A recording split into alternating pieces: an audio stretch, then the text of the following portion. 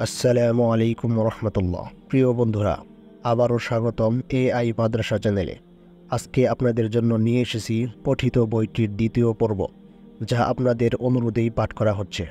বইটি হলো আমি মেজর ডালিম বলছি। প্রথম পর্বের পর যে বিপুল পরিমাণ সাড়া পেয়েছি তা সত্যিই অসাধারণ। আপনাদের ভালোবাসা ও সাপোর্ট আমাদের এগিয়ে নিয়ে যাচ্ছে। চ্যানেলটি নতুন, কিন্তু আপনাদের ভালোবাসা ও সমর্থনের মাধ্যমে আমরা দ্রুত এগিয়ে যাচ্ছি।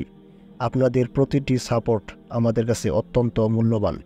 চলুন শুরু করা যাক আমি মেজর ডালিম বলছি বইটির দ্বিতীয় পর্ব। আজকের অধ্যায়, ইতিহাস বিকৃতির প্রথম পদক্ষেপ আওয়ামী লীগই গ্রহণ করে।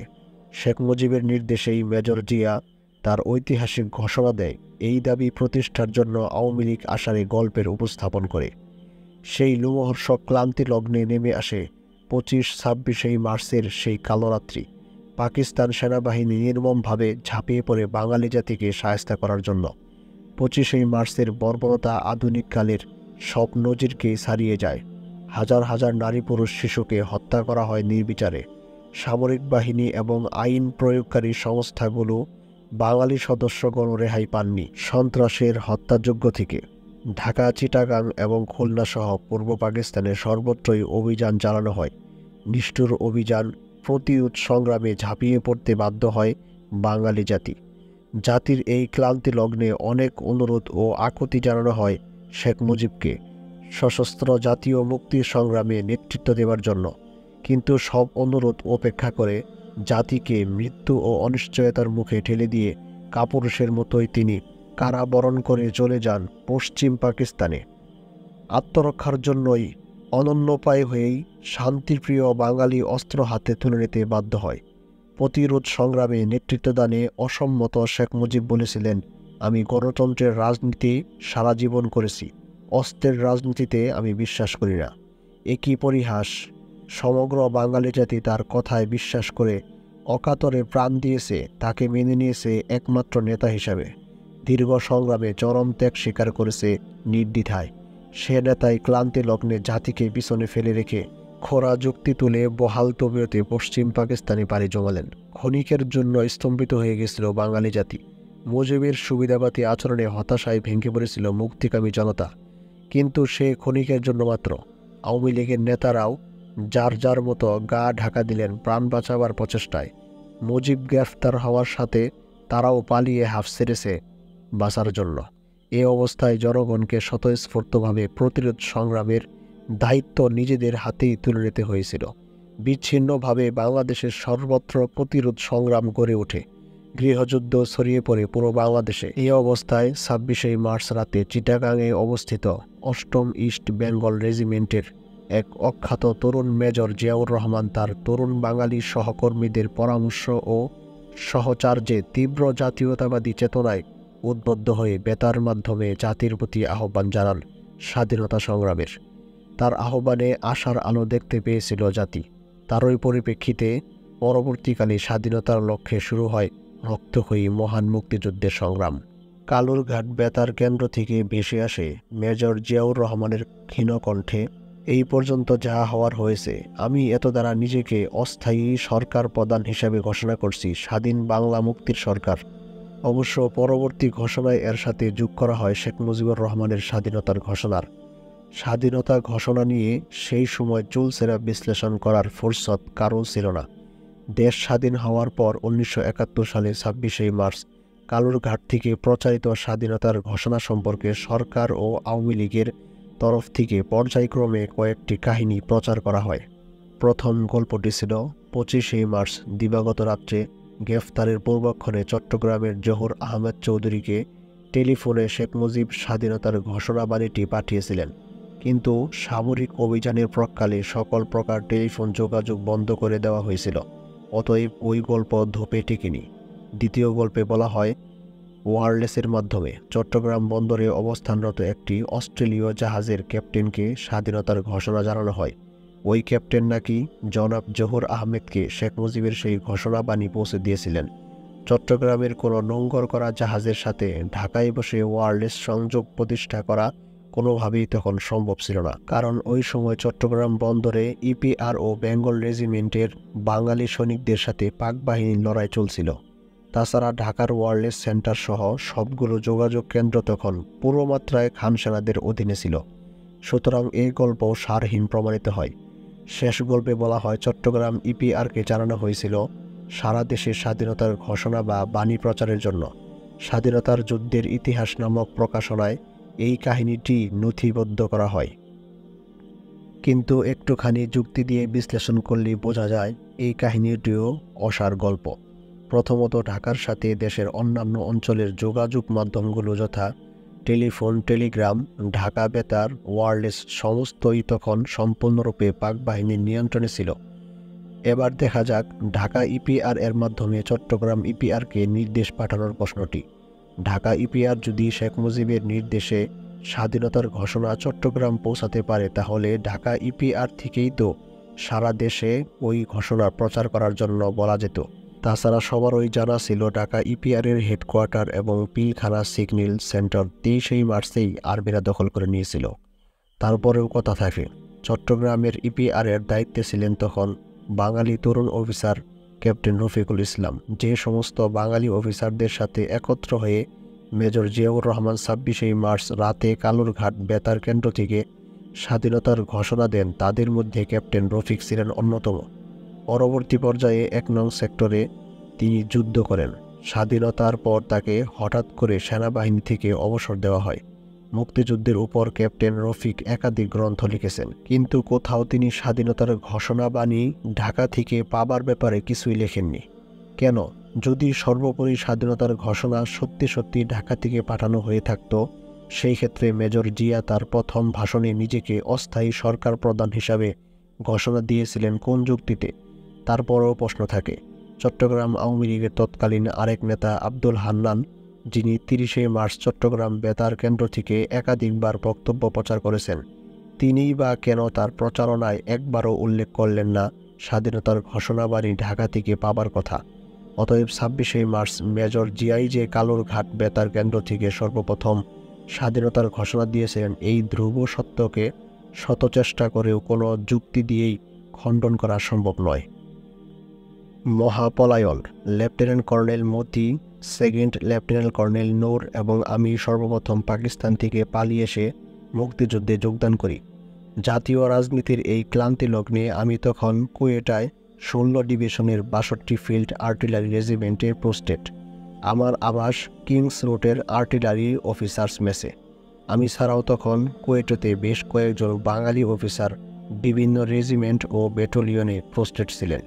কর্নেল দস্তগীর জিউন ডিপ headquarter, major Hafiz 62 field regiment, captain Shahid 33 cavalry, captain Shariful 33 cavalry, captain Mohsin Baluch regiment, major Malek BM, major Kader engineers, captain Maula EME battalion, captain আমসা Amin infantry school, captain Zaker, captain Huda, captain Shafayat, lieutenant colonel Harun 26 field artillery regiment, captain Iftekhar, captain Mazharuddin Mollah, lieutenant কর্নেলকে BA 63 field artillery রেজিমেন্টে, captain Jamal EMC, captain Kasem ESC প্রমুখ। এছাড়াও ছিলেন বেশ কিছু সংখ্যক GCO, NCO ও জওয়ান ভাইরা। School of infantry and tactics EMC battalion, signal battalion, deep headquarters, staff college এবং 33 ক্যাভেলরি রেজিমেন্টে। কুয়েটয় বাঙালিদের ছোট পরিবার ছিল একটি সুখী পরিবার। আমরা সবাই মিলেমিশে হাসি আনন্দে কাটাতাম দিনগুলো। মাঝে মাঝেই আমরা সমবেত হতাম কোথাও না কোথাও। চলতো আলাপ আলোচনা, হাসি ঠাট্টা, গান বাজনা, গল্পগুজব। জাতীয় সংকট আমাদের মাঝের ব্যবধানকে কমিয়ে আনলো আরও। সবাই দেশ সম্পর্কে সচেতন, সবাই শঙ্কিত, ভাবনায় আকুল। কি হচ্ছে? ঘটনার প্রবাহের পরিণাম কি হবে? প্রেসিডেন্ট আইয়ুবের ক্ষমতার লোক কোথায় নিয়ে যাবে দেশকে? পাকিস্তান টিকে থাকবে কি করে? অন্যায়, অবিচার, শাসন, শোষণ শেষ হবে কবে? আইয়ুব খানের প্রশাসন ব্যর্থ হয়েছে সম্পূর্ণরূপে। জাতীয় বৃহত্তর স্বার্থে তিনি কি গ্রহণযোগ্য রাজনৈতিক সমাধান মেনে নেবেন আলোচনার মাধ্যমে, নাকি ক্ষমতার মোহে দেশকে আরও রসাতলে টেনে নিয়ে যাবেন?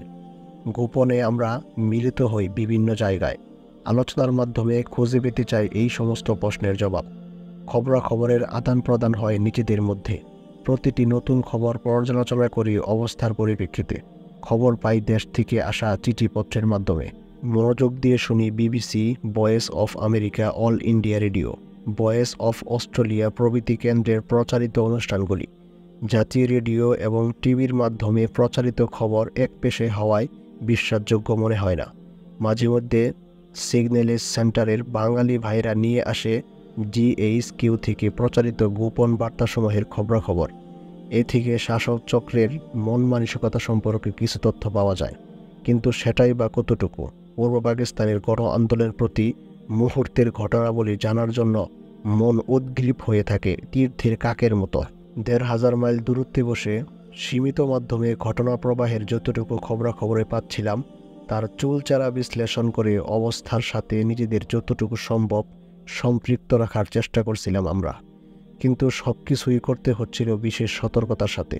মনের দাহ ও আক্রোশ অতি কষ্টে চেপে রেখে স্বাভাবিকভাবেই দৈনন্দিন দায়িত্ব পালন করে যাচ্ছিলাম সবাই। নিজেদের সংযত রেখে ধৈর্য সহকারে অবস্থার মোকাবেলা করতে হবে সবাইকে। এই সিদ্ধান্তই গৃহীত হয় গোপন বৈঠকগুলোতে। আশা নিরাশার এক ভয়াবহ অনিশ্চয়তায় কাটছিল আমাদের প্রতিটা মুহূর্ত। মার্চের ৩০ তারিখে আমরা BBC, voice of America, all India radio, radio Australia প্রভৃতি স্টেশনগুলো থেকে প্রচারিত নিবন্ধ থেকে পূর্ব পাকিস্তানে ঘটা ২৫-২৬ মার্চ রাতের ঘটনা ও পরবর্তী দিনগুলোর ঘটনাবলী সম্পর্কে অনেক কিছুই জানতে পারি। বাংলাদেশে ফেলে আসা আত্মীয় স্বজন, বন্ধুবান্ধব, পরিচিতজনদের অবস্থা ভেবে ভারাক্রান্ত হয়ে ওঠে মন। পাকিস্তান সরকার ও সেনাবাহিনীর ন্যাক্কারজনক আচরণে বিক্ষুব্ধ হয়ে উঠি। সেই সেনাবাহিনীতেই চাকরি করছি বলে নিজের প্রতি আত্মধিক্কার জাগে মনে।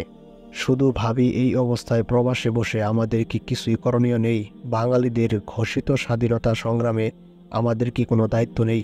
সমগ্র বাঙালি জাতির সাথে একাত্মতা ঘোষণা করে স্বাধীনতা সংগ্রামে অবদান রাখার জন্য আকুল হয়ে উঠল মন।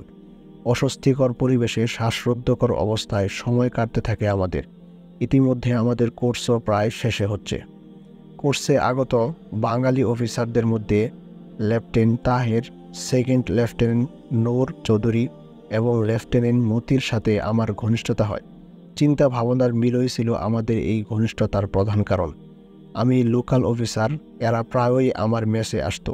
দল বেঁধে আনন্দ ফুর্তি করে আমরা অবসর কাটাতাম।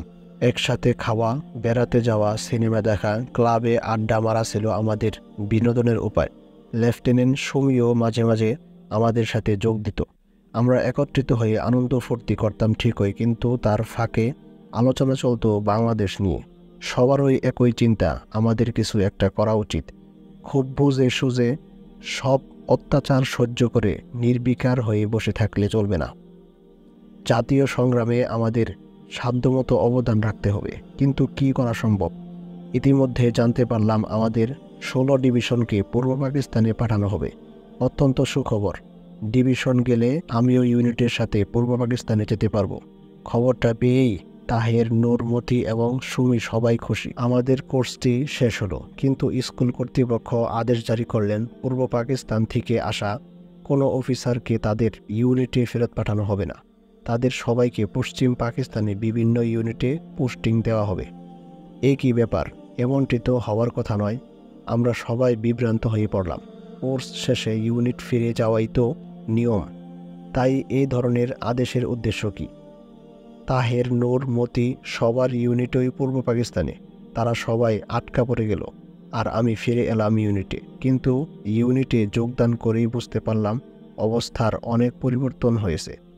পরিবেশও অনেক বদলে গেছে। ইতিমধ্যে দেশে ইমার্জেন্সি ঘোষিত হলো। একদিন আমার কমান্ডিং অফিসার কর্নেল মিয়া হাফিজ আমাকে তলব করে পাঠালেন।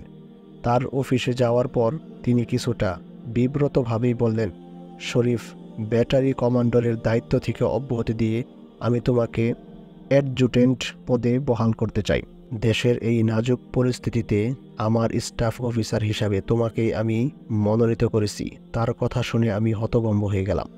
আমার সাথে কর্নেল হাফিজের সম্পর্ক ছিল খুবই ভালো। ব্যাচেলার হ্যাপিগুলাকি টাইপ কমান্ডো কর্নেল হাফিজ আমাকে খুবই পছন্দ করতেন। আমি তাই সরাসরি তাকে জিজ্ঞাসা করলাম, স্যার, আমি ইউনিটের সিনিয়র অফিসারদের মধ্যে একজন, সেক্ষেত্রে আমাকে ব্যাটারি কমান্ডারের দায়িত্ব থেকে সরিয়ে নিয়ে জুনিয়র পদে নিয়োগ করার সিদ্ধান্ত নিলেন কেন? বেচারা কর্নেল হাফিজ মুখ কাসুমুসু করে বললেন, দেখো, জিএইচকিউ থেকে অর্ডার এসেছে, কোনো বাঙালি অফিসারকে দায়িত্বপূর্ণ কোনো পদে রাখা যাবে না। তাছাড়া বর্তমান অবস্থায় সব বাঙালিদের উপর নজর রাখার নির্দেশও জারি করা হয়েছে। তোমার শুভাকাঙ্ক্ষী হিসাবে এই গোপনীয় নির্দেশের কথা তোমাকে বিশ্বাস করে বললাম। আমার অনুরোধ, সব বুঝে তুমি চোখ কান খোলা রেখে সতর্কতার সাথে চলবে। তোমার কোনো কিছু হলে ব্যক্তিগতভাবে আমি কষ্ট পাব। বোঝার চেষ্টা করো, নেহায়েত অপারগ হয়ে আমি এ ধরনের সিদ্ধান্ত নিতে বাধ্য হয়েছি। তার সিদ্ধান্তে কষ্ট পেলেও তার আন্তরিক স্বীকারোক্তি শুনে তাকে ধন্যবাদ জানিয়ে তার অফিস থেকে বেরিয়ে আসলাম। তার সতর্কবাণী সবাইকে জানানোর জন্য ছুটে গেলাম ক্যাপ্টেন তাহেরের মেসে। সেখানে ডেকে পাঠালাম নূর এবং মতিকে। সব শুনে সবাই ঠিক করলাম আমাদের সব কিছুই করতে হবে অতি সাবধানে। পশ্চিমারা আমাদের সব বাঙালিকেই অবিশ্বাসের চোখে দেখছে, তাই এতটুকু অসতর্ক হলে আর রক্ষা নাই, মহাবিপদে পড়তে হতে পারে আমাদের। সিদ্ধান্ত নিলাম স্বাভাবিকতা বুঝিয়ে চলতে হবে আমাদেরকে, অত্যন্ত সতর্কতার সাথে গোপনে মিলিত হব আমরা। বাংলাদেশ সম্পর্কে বিশ্বস্ত লোক ছাড়া অন্য কারোর সাথে আলোচনা করা ঠিক হবে না। কর্নেল মিয়া হাফিজের সাথে আলাপের পর ঠিক বুঝতে পারলাম ইউনিটের সাথে আমার আর বাংলাদেশে যাওয়া হবে না। ঘটনা প্রবাহ এগিয়ে চলল অতি দ্রুত গতিতে। হঠাৎ করে ডিভিশন হেডকোয়ার্টার্সের G1 বাঙালি অফিসার কর্নেল দস্তগীরকে বদলি করে দেওয়া হলো G1 মুজাহিদ কোর হেডকোয়ার্টার্স লাহোরে। তার এই বদলিতে আশ্চর্য হয়ে গেল কুয়েটাতে অবস্থিত সব বাঙালি। আমাদের কাছে ব্যাপারটা স্বাভাবিক ছিল, কিন্তু অন্যান্য বাঙালিরা অবাক হয়ে গেল তার এই অস্বাভাবিক পোস্টিংয়ে। ডিভিশনের বাঙালিরা যারা বাংলাদেশে যাবার আশায় উন্মুখ হয়ে বসেছিল, তাদের আশা নিরাশায় রূপান্তরিত হয়ে গেল। আমি এবং নূর একদিন গেলাম কর্নেল দস্তগীরের বাসায়। তার পরিবার তখন বাংলাদেশে। তাকে বললাম, স্যার, এরপরও কি আমাদের চুপচাপ বসে থাকা যুক্তিসঙ্গত হবে? কি করতে চাও? পাল্টা প্রশ্ন করলেন তিনি। আমি বললাম, দেশের সংগ্রামে অবদান রাখার চেষ্টা করতে হবে যেভাবেই হোক। তিনি বললেন, পাগল হয়েছ? ১,৫০০ মাইল দূরে বসে কি করতে পারবে তোমরা? পালিয়ে গিয়ে যোগদান করতে পারি স্বাধীনতা সংগ্রামে, নয়তো বেলিলির এমিনিশন ডিপো উড়িয়ে দিতে পারি। এতে করে সমস্ত সামরিক বাহিনীর সেকেন্ড লাইন এমিনিশন ধ্বংস হয়ে যাবে, অপূরণীয় ক্ষতি হবে সামরিক জান্তার, যুদ্ধ করার ক্ষমতাও কমে যাবে অনেকাংশে। তিনি তখন আমাদেরকে বললেন, পাগল হয়েছে নাকি তোমরা? কি সব অদ্ভুত কথা ভাবছ? ইমোশনাল হয়ে এই ধরনের পদক্ষেপ নিলে তোমরা তোমাদের জন্য শুধু বিপদ ডেকে আনবে না, বিপদ ডেকে আনবে পশ্চিম পাকিস্তানের সব বাঙালিদের জন্য। অবাস্তব চিন্তাধারা। তিনি আমাদের স্মরণ করিয়ে দিলেন, পাসিং আউট করার দিন শপথ নিয়েছিলে তোমরা সংবিধানের সমস্ত আইন মেনে চলবে, সুতরাং আজকে তার বিশ্বস্ততার প্রমাণ দাও। পরিশেষে তিনি বললেন, তার উপর কড়া নজর আছে, তাই সার্বিক মঙ্গলের জন্য এভাবে যখন তখন তার সাথে যেন দেখা না করি। কি আশ্চর্য! এই দস্তগীর সাহেবকে জানতাম ভীষণভাবে বাঙালি জাতীয়তাবাদী চেতনায় উদ্বুদ্ধ একজন সাচ্চা দেশপ্রেমিক হিসাবে। তাকে শ্রদ্ধাও করতাম সে কারণে, কিন্তু একই আজ তার মুখ থেকে একই শুনছি। মুহূর্তে মনটা বেশি উঠল। নূরকে বললাম, চলো যাওয়া যাক। বেরিয়ে আসছিলাম, তিনি বললেন, এত আবেগপ্রবণ হয়ে এই সমস্ত কথা বলো না। বাংলাদেশ বাংলাদেশের জায়গায় থাকবে, তুমি আমি ছাড়াও বাংলাদেশ চলতে পারবে। তার সুবিধাবাদী উক্তি শুনে গাটা ঘিনঘিন করে উঠল। এই সংসারে সত্যি মানুষ চেনা বড়ই দায়। বিক্ষুব্ধ মন নিয়ে আমি এবং নূর ফিরে এলাম। এরপর যেদিন তিনি লাহোরের পথে যাত্রা করছিলেন, সেই দিনও তাকে আকুল মিনতি জানিয়েছিলাম, স্যার, এখনও সময় আছে। আপনার মতো বিচক্ষণ সিনিয়র অফিসারের প্রয়োজন স্বাধীনতা সংগ্রামীদের। আপনি রাজি থাকলে আমরা বুকের রক্ত বাজি রেখে আপনাকে সাথে করে পালিয়ে যাবার চেষ্টা করতে পারি। তিনি রাজি হলেন না, রওনা হয়ে গেলেন লাহোরের পথে। ফিরে এলাম হতাশ হয়ে। এবার একাই সিদ্ধান্ত নিলাম বেলিলে ডিপো উড়িয়ে দেবার। কমান্ডো ট্রেনিং ছিল আমার। বিস্ফোরণের মাধ্যমে এক্সপ্লোসিভ দিয়ে নাশকতা উড়িয়ে দিব ডিপো। তখন আমার বিশেষ এক বন্ধু ছিল ডিপোর চার্জে। তার ওখানে যাওয়া আসার মাধ্যমে সব প্রয়োজনীয় তথ্য সংগ্রহ করতে লাগলাম অতি গোপনে। পাঠান বন্ধুটি বাঙালিদের প্রতি ছিল বেশ সহানুভূতিশীল। প্রয়োজনীয় তথ্যটি সংগ্রহ করে একটা ট্রেস তৈরি করে ফেললাম। ট্রেসটা নিয়ে একদিন গেলাম ইঞ্জিনিয়ার্স এর মেজর কাদেরের বাসায়। উদ্দেশ্য তাকে দিয়ে পরখ করিয়ে নিব আমার ট্রেসটা ঠিক হয়েছে কিনা। তাকে গিয়ে সব কথা খুলে বলে তার সাহায্য প্রার্থনা করলাম। আমার প্লেন শুনে তিনি ভীষণভাবে আঁতকে উঠলেন। তিনি বললেন, কি সাংঘাতিক, তোমার কি মাথা খারাপ হয়েছে ডালিম? তুমি কি বুঝতে পারছো না কি করতে যাচ্ছ তুমি? তোমার প্লেন কার্যকরী করলে প্রায় কুয়েটের শহরটাই ধ্বংস হয়ে যাবে, তাতে আমরাও ধ্বংস হয়ে যেতে পারি। তাছাড়া তোমার এই কাজ অত্যন্ত ঝুঁকিপূর্ণ। আমি এই ব্যাপারে তোমাকে উৎসাহিত করতে পারি না। আমার অনুরোধ, তুমি আমাকে ভুল বুঝবে না। এখানেও হতাশা। ফিরে আসার আগে তাকে অনুরোধ জানিয়েছিলাম আমার প্লেন সম্পর্কে তিনি যেন অন্য কোনো তৃতীয় ব্যক্তির সাথে আলাপ না করেন। তিনি রাজি হয়েছিলেন, কিন্তু প্রতিদানে আমাকেও কথা দিতে হয়েছিল আমি এ ধরনের কাজ থেকে বিরত থাকব। আমি কিন্তু আমার প্লেন কার্যকরী করার জন্য চেষ্টা করেছিলাম। ইতিমধ্যে হঠাৎ করে আমার বন্ধু একদিন বদলি হয়ে পিন্ডি চলে গেল। আমার মাথায় বাজ পড়ল। তার অবর্তমানে ডিপোতে আসা যাওয়ার সুযোগ বন্ধ হয়ে গেল।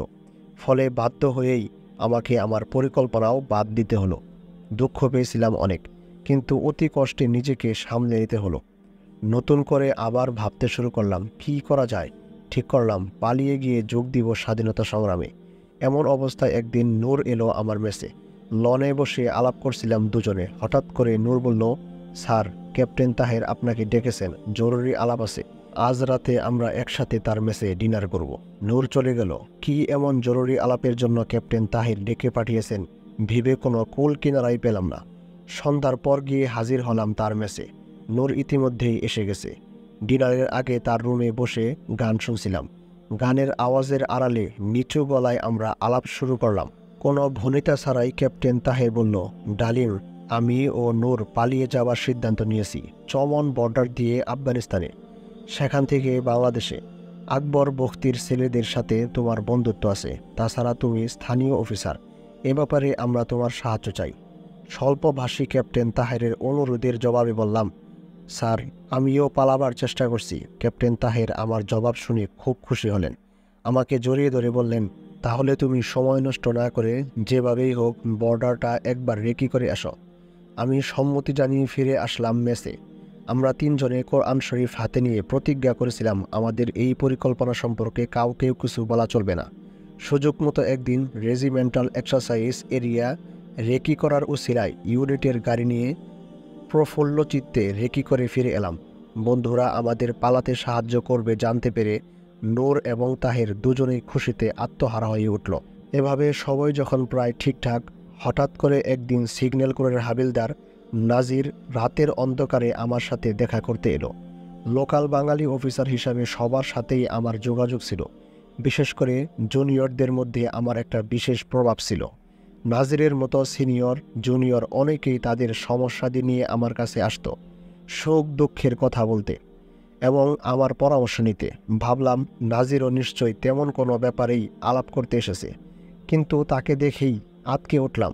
তার মুখ ভীষণভাবে থমথম করছিল, চোখ দুটোও টলমল করছিল। তাকে দেখে পরিষ্কার বুঝতে পারছিলাম ভীষণ কিছু ঘটেছে। আমি তাকে নিয়ে সোজা আমার ঘরে চলে গেলাম। কি হয়েছে নাজির, এত গম্ভীর কেন? জবাবে নাজির অতি নিচু স্বরে বলল, স্যার, সর্বনাশ হয়ে গেছে। ডিপ কমান্ডার GHQতে সাইবার মেসেজের মাধ্যমে জানিয়েছেন 29 ইমি ব্যাটালিয়নের 3 জন জুনিয়র কমিশন অফিসার এবং 2 জন নন কমিশনার অফিসার চমন হয়ে আফগানিস্তানে পালাতে গিয়ে ধরা পড়েছে। খবরটা শুনে আমার মাথা ঘুরে গেল। নাজিরকে ধন্যবাদ জানিয়ে বিদায় দিয়ে ছুটে গেলাম ক্যাপ্টেন তাহেরের মেসে। ডেকে পাঠানো হলো লেফটেন্যান্ট নূরকে। গভীর রাত অবধি আলোচনার পর সিদ্ধান্ত হলো চমন বর্ডার দিয়ে পালানোর চেষ্টা হবে অত্যন্ত বিপজ্জনক। তাই এই পথ পরিত্যাগ করে অন্য পথে পালাবার চেষ্টা করতে হবে। অন্য পথ হিসাবে আমাদের সামনে খোলা থাকলো কাশ্মীর, লাহোর, শিয়ালকোট কিংবা ভাওয়ালপুর সেক্টর।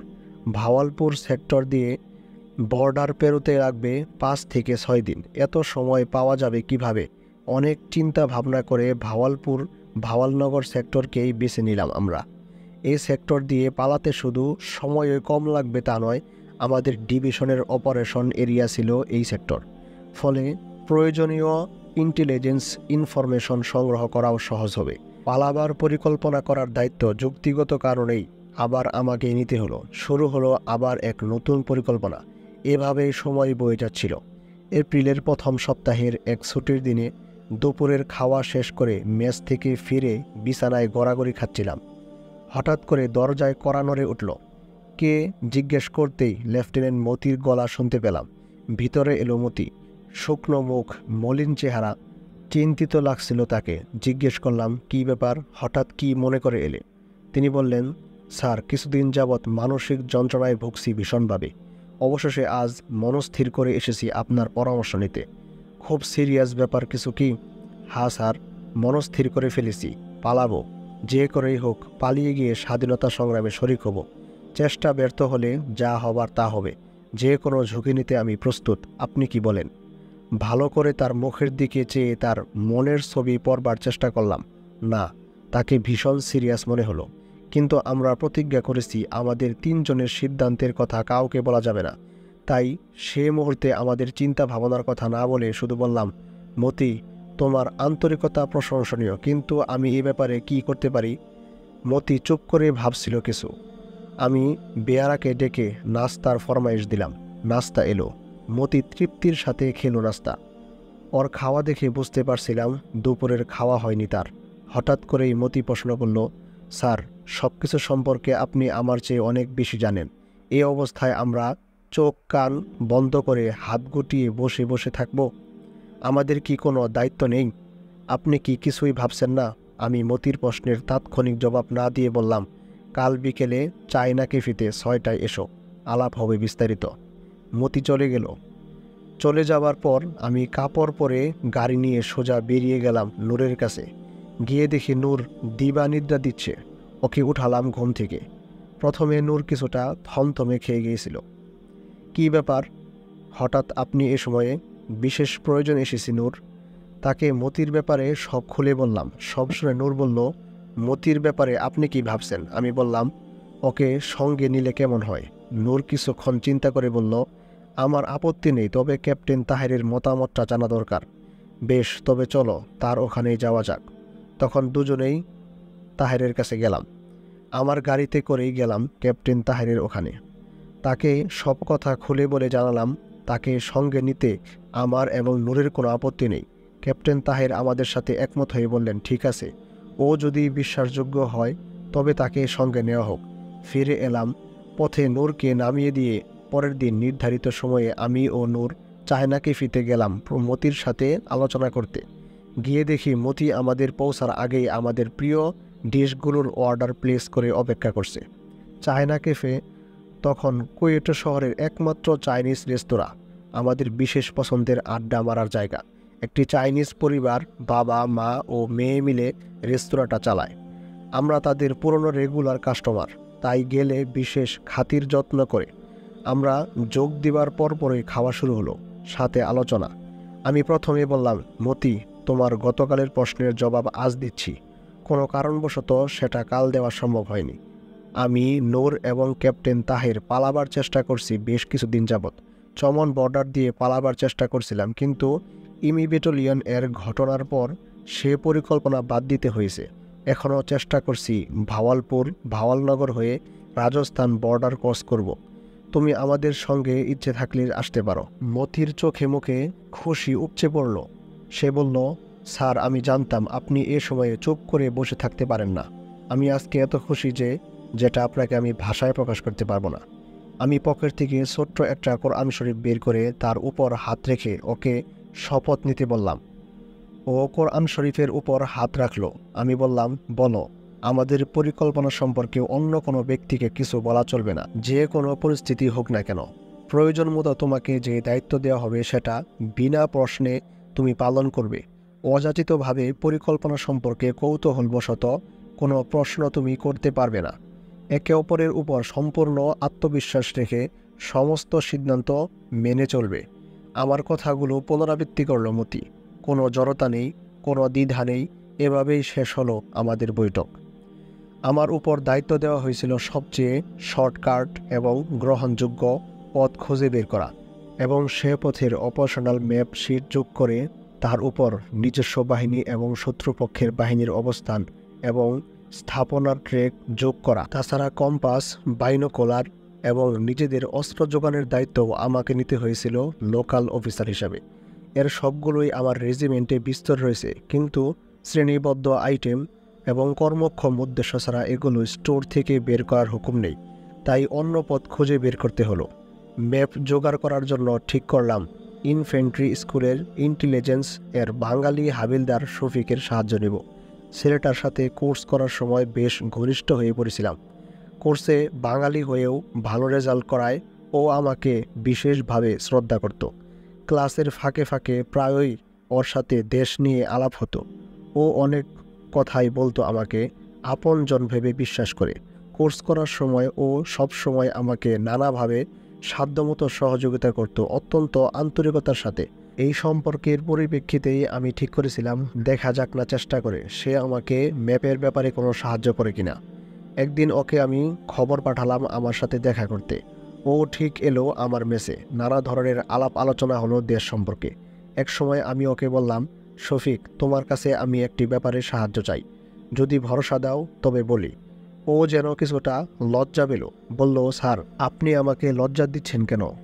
আমি আপনার কোনো কাজে লাগতে পারলে নিজেকে ধন্য মনে করব। আপনি নির্দ্বিধায় বলুন কী প্রয়োজন আপনার। আমি বললাম, আমি যা চাইব সেটা সাধারণ কোনো জিনিস নয়।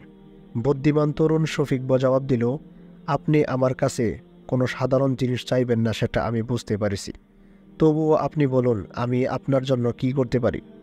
ম্যাপশিটের নম্বরগুলো তাকে লিখে দিয়ে বললাম, এগুলো আমার চাই। ম্যাপশিট নম্বরগুলো দেখে বুদ্ধিমান শফিক হয়তোবা আজ করতে পেরেছিল আমার উদ্দেশ্য কি। আমার দিকে স্থির দৃষ্টি মেলে চুপ করে বসে থাকলো শফিক। কি যেন পরখ করে খুঁজে দেখছিল আমার মাঝে। তাকে চুপ করে থাকতে দেখে আমি বললাম, হ্যাঁ, আমি পালিয়ে যাবার চেষ্টা করছি, তাই এই ম্যাপশিটগুলো আমার প্রয়োজন। আমার কথা শুনে ও বলল, কিন্তু স্যার। জানি শফিক, তাতে যথেষ্ট ঝুঁকি রয়েছে। ব্যাপারটা ফাঁস হয়ে গেলে তোমার শাস্তিও হতে পারে। তাই যা কিছুই করার সিদ্ধান্ত তুমি নিবে সেটা ভেবেচিন্তে স্থিরভাবে তোমাকে নিতে হবে। এই ঝুঁকি নেওয়ার ব্যাপারে আমার তরফ থেকে তোমার জন্য কোনো ধরনের বাধ্যবাধকতা নেই। তবে আমার অনুরোধ, এই ঝুঁকি তোমার পক্ষে যদি নেওয়া সম্ভব না হয় তবে তুমি অন্য কাউকে আজকের আলোচনা সম্পর্কে কিছুই বলবে না। আশা করি তুমি এই অনুরোধ রক্ষা করবে। হাবিলদার শফিক আমার মুখের দিকে নির্বাক দৃষ্টিতে চেয়েছিল। কথা শেষ হতে সে আমাকে আবেগে জড়িয়ে ধরল। স্যার, আপনি আমাকে বিশ্বাস করেছেন, আল্লাহকে সাক্ষী রেখে বলছি, এই বিশ্বাসের অবমাননা জান থাকতে হতে দিব না। কাল বিকেল 5টায় খোকা বাজারে আমার সাথে আপনি দেখা করবেন, দেখি আপনার জন্য কি করতে পারি। পরের দিন বিকেল 5টায় আমি খোকা বাজারের নির্দিষ্ট স্থানে হাবিলদার শফিকের জন্য অপেক্ষা করছিলাম। প্রতিটি মুহূর্ত কাটছিল চরম উত্তেজনায়। 5 মিনিট 10 মিনিট হয়ে গেল, 5টা বেজে শফিকের দেখা নেই। শফিক কি তবে আসবে না? কোনো অঘটন ঘটল না তো? নাকি মুখের উপর না বলে আমাকে বিব্রত না করে আজ না এসে বুঝিয়ে দিল এ কাজ তার পক্ষে করা সম্ভব নয়? চুপচাপ দাঁড়িয়ে লোকজনের আসা যাওয়া দেখছিলাম আর নানা ধরনের কথা ভাবছিলাম। 5টা 20 হয়ে গেল। ভাবলাম শফিক আর আসবে না। চলে যাবার জন্য পা বাড়িয়েছি, হঠাৎ দেখি ত্রস্ত পায়ে শফিক হাঁপাতে হাঁপাতে ছুটে আসছে আমার দিকে। বাম হাতে একটি ঝোলার ব্যাগ, ডান হাত উঁচু করে আমাকে ইশারায় তার আগমন বার্তা জানাচ্ছে। অল্প সময়ের মধ্যেই লোকের ভিড় ঠেলে সে আমার কাছে এলো। ওকে দেখে খুশি হয়ে উঠল মন। সে বলল, স্যার, সরি, একটু দেরি হয়ে গেল, ট্যাক্সি পাচ্ছিলাম না। হাঁপাতে হাঁপাতে এই কথা বলল সে। আমি বললাম, চলো কোথাও বসা যাক। মার্কেটের মধ্যেই সাজ্জি কাবাবের দোকানে গিয়ে বসলাম দুজনে। ইন্টার ইউনিট ম্যাচ ছিল আজ, দারুণ খেলা হয়েছে। তারপর 1 ঘন্টা হেভি এক্সারসাইজ করায় বেশ খিদে পেয়েছিল। আস্ত দুটো মুরগির সাজ্জির সাথে কড়াই কাবাব এবং নান অর্ডার দিয়ে বসলাম দুজনে। হোটেলের কর্মচারী খাওয়ার পট এবং কাপ রেখে গেল। কোনার দিকে একটি নিরিবিলি জায়গাতে বসেছিলাম আমরা। রেকর্ড প্লেয়ারে জনপ্রিয় ফিল্মি গান বাজতেছিল, ফলে আমাদের আলাপ করার সুবিধাও হলো। পাশের টেবিলের লোকেরাও আমাদের কথা কিছুই শুনতে পাবে না। আমি বললাম, আমি তো প্রায় নিরাশ হয়ে পড়েছিলাম, কিছুটা চিন্তিত হয়ে পড়েছিলাম। সে বলল, কি কষ্ট করে যে আপনার জিনিস হাসিল করেছি সে একমাত্র আল্লাহ পাকই ভালো জানেন। এতে ঝুঁকি রয়েছে প্রচুর, কিন্তু আপনি দেশের জন্য প্রাণ দিতেও প্রস্তুত। সে পরিপ্রেক্ষিতে আমার কিছু হলেও সান্ত্বনা পাবো এই ভেবে যে দেশের স্বাধীনতায় আমিও কিছু অবদান রাখার সুযোগ পেলাম। এই কথা বলেই আস্তে করে টেবিলের নিচ দিয়ে সে ঝোলাটি আমার হাতে তুলে দিল। আমি বললাম, তোমার অবদানের কথা সর্বদা স্মরণ রাখব হে শফিক। ধন্যবাদ জানিয়ে তোমাকে ছোট করব না। তবে একটি কথা জেনে রেখো, 25শে মার্চ ন্যক্কারজনক পাশবিক ঘটনাবলীর পর থেকে দেশ ও স্বাধীনতার সংগ্রামে প্রত্যক্ষভাবে অবদান রাখার জন্য অনেক কিছুই ভেবেছি এবং অনেক বাঙালির সাথে আলাপ করেছি। কেউই তোমার মতো নিঃস্বার্থ আন্তরিকতা দেখায়নি। কেউ আমার চিন্তা ভাবনায় আটকে উঠেছেন, কেউ বা রেগে গিয়ে হুঁশিয়ার বাণী উচ্চারণ করেছেন। কুয়েটের অনেক বাঙালির কাছেই আমি ইতিমধ্যে বিপজ্জনক ব্যক্তি হিসাবে পরিচিত হয়ে উঠেছি। অনেকে আমার সাথে সব যোগাযোগ ছিন্ন করার সিদ্ধান্ত নিয়েছে। সেক্ষেত্রে তোমার এই সাহায্য আমাকে মুগ্ধ করেছে। তোমার এই অবদান সামান্য নয়। যদি সংগ্রামে যোগ দেওয়ার তৌফিক আল্লাহ আমাকে নসিব করেন, দেশ স্বাধীন হওয়ার পর যদি বেঁচে থাকি, তবে তোমার নাম বাংলাদেশের ইতিহাসে থাকবে ভাই। এই ওয়াদা আমি তোমাকে দিলাম। রফিকের দু চোখ বেয়ে অশ্রু ঝরছিল। রুমালে চোখ মুছে নিয়ে ধরা গলায় বলল, স্যার, আমার এ অবদান অতি সামান্য। ইচ্ছে হয় আপনার সাথে আমিও পাড়ি জমাই, কিন্তু আমি ফ্যামিলি ম্যান। পরিবার ফেলে কি করে পালিয়ে যাই? আমার এই অক্ষমতা আমাকে পীড়া দেবে সারা জীবন। নিজেকে আমি কখনোই ক্ষমা করতে পারবো না। আমি বললাম, কেন মিথ্যে দুঃখ পাচ্ছ ভাই? বাংলাদেশের সবার পক্ষে কি যুদ্ধে সরাসরিভাবে যোগ দেওয়া সম্ভব হবে? অনেকেই নানাভাবে সংগ্রামে অবদান রাখবেন, তারাও মুক্তিযোদ্ধা। যেমন আজকে তুমি রাখলে এক অমূল্য অবদান। যারা যুদ্ধক্ষেত্রে যুদ্ধ করবে তাদের অবদানের চেয়ে তোমার এই অবদানের মূল্য কোনো ক্রমেই কম নয়। সেভাবে তুমিও একজন মুক্তিযোদ্ধা। আমার কথায় শফিক নিজেকে সামলে নিল। বেয়ারা ইতিমধ্যে খাবার পরিবেশন করে গেছে। আমি বললাম, এসো খাওয়া যাক। দুজনে তৃপ্তি সহকারে খেলাম। খাওয়া শেষে শফিক বলল, আজ আমাদের নাইট ট্রেনিং আছে, তাই চলে যেতে হবে। সময় প্রায় হয়ে গেল। আমি বললাম, চলো তোমাকে নামিয়ে দিই। গাড়িতে বসে শফিক বলল, স্যার, একটি কথা, যদি আমার কিছু হয় তবে আমার পরিবারকে একটু দেখবেন। আমি বললাম, যদি বেঁচে থাকি তাহলে এ ব্যাপারে তুমি নিশ্চিত থাকতে পারো, কথা দিলাম। শফিককে নামিয়ে দিয়ে মেসে ফিরে এসে লনের মাঝখানে ছাতির মতো দাঁড়িয়ে থাকা প্রিয় আখরোট গাছটার নিচে গিয়ে বসলাম। বসন্তের ফুরফুরে বাতাস নানা ধরনের ফুলের সুবাস ছড়াচ্ছিল। গার্ডেন লাইটগুলোর স্বল্প আলোকে বিলীন করে দিয়ে বেশ বড় একটি চাঁদ সামনের মোর্দার পাহাড়ের গাছ হয়ে উঁকি দিয়ে হাসছে। মনোরম এক শান্ত পরিবেশ। কফির পেয়ালায় চুমুক দিচ্ছিলাম আর ভাবছিলাম হাবিলদার শফিক সম্পর্কে। বেঙ্গল রেজিমেন্টের মেজর মালিক তখন পর্যন্ত ব্রিগেড মেজরের দায়িত্ব পালন করছিলেন। তার ব্রিগেডের অপারেশনাল এরিয়ার আওতায় পড়েছে ভাওয়ালনগর ফোর্ট আব্বাস সেক্টর। ভাওয়ালপুর হয়ে ভাওয়ালনগর, সেখান থেকে ফোর্ট আব্বাসের পথে ছোট স্টেশন হারুনাবাদ। হারুনাবাদ থেকে শুরু করতে হবে আমাদের পদযাত্রা। পাক বাহিনী এবং ভারতীয় বাহিনীর ডিফেন্স ভেদ করে 25 মাইল দূরত্ব অতিক্রম করে আমাদের পৌঁছাতে হবে শ্রীকরণপুর। মেজর মালিকের কাছ থেকে পেতে হবে পাক বাহিনী এবং ভারতীয় বাহিনীর বিভিন্ন স্থাপনার ট্রেস। এতে বিশদভাবে আঁকা থাকে গোয়েন্দা সংস্থার বিভিন্ন ইনফরমেশন। যেমনই ভাবা তেমনই কাজ। ম্যাপ পাবার পরের দিনই টেলিফোন করে মেজর মালিককে বললাম, জরুরি প্রয়োজনে অবিলম্বে দেখা করতে চাই। অনুমতি নিয়ে তার অফিসে গিয়ে উপস্থিত হলাম মতিকে সঙ্গে নিয়ে। অফিসে একাই ছিলেন মেজর মালিক। মেজর মালিকের সাথে আমার ভালো মন্দ কিছু আলাপ হওয়ার পর আমি মেজর মালিককে বললাম, স্যার, চলেন বাসায় যাই, আজকে আপনাদের সাথে লাঞ্চ করব। তখন মেজর মালিক বললেন, ঠিক আছে, লাঞ্চ করবে ভালো কথা, তোমার ভাবিকে ফোন করে জানিয়ে দাও যে তোমরা আসছ। অতঃপর আমি টেলিফোনের মাধ্যমে ভাবিকে ফোন করে বললাম যে, ভাবি, আমি আপনাদের বাসায় আজকে লাঞ্চ করার জন্য আসছি, কোনো সমস্যা হবে না তো? তখন ভাবি বললেন, কোন দিকে সূর্য উঠল আজ? এতদিন পর হঠাৎ ভাবিকে মনে করে নিজে থেকেই লাঞ্চ খেতে যাচ্ছ? ভাবির জবাবে একটু লজ্জা পেলাম। আমি বললাম, বিশ্বাস করেন ভাবি, কোর্সের ঝামেলায় এত ব্যস্ত ছিলাম যে আসতেই পারিনি। আমার সময় কি করে কেটেছে সে শুধু আমিই ভালো করে জানি। অতঃপর ভাবি ফোন রেখে দিলেন, বললেন, ঠিক আছে, চলে আসো। ভাবির সাথে কথা বলা শেষ করেই মতির সাথে মেজর মালিকের পরিচয় করিয়ে দিলাম। তখন মতি মেজর মালিকের সাথে হাত মিলিয়ে বললেন যে, স্যার, আপনার সাথে আগে কখনো দেখা হয়নি, কিন্তু আপনার কথা অনেক শুনেছি। এই কথা শুনেই প্রাণ খোলা মেজর মালিক মুচকি হাসলেন। অতঃপর তিনি বললেন, আচ্ছা ঠিক আছে, এখন বাসায় চলো। এরপর আমরা অফিস থেকে বাসায় ফিরলাম। বাসায় ফিরে ড্রয়িং রুমে বসে আমাদের পালিয়ে বাংলাদেশে যাওয়ার ব্যাপারে আলোচনা শুরু করলাম। প্রিয় বন্ধুরা, আজকের পর্ব এখানেই শেষ করছি। আশা করি আমি মেজর ডালিম বলছি বইটির এই পর্ব আপনাদের কাছে ভালো লেগেছে। আপনারা যদি আমার গল্প পাঠ উপভোগ করে থাকেন তাহলে অবশ্যই লাইক দিয়ে জানান, আপনার মতামত কমেন্টে লিখুন এবং আপনার বন্ধু ও পরিবারের সাথে ভিডিওটি শেয়ার করুন।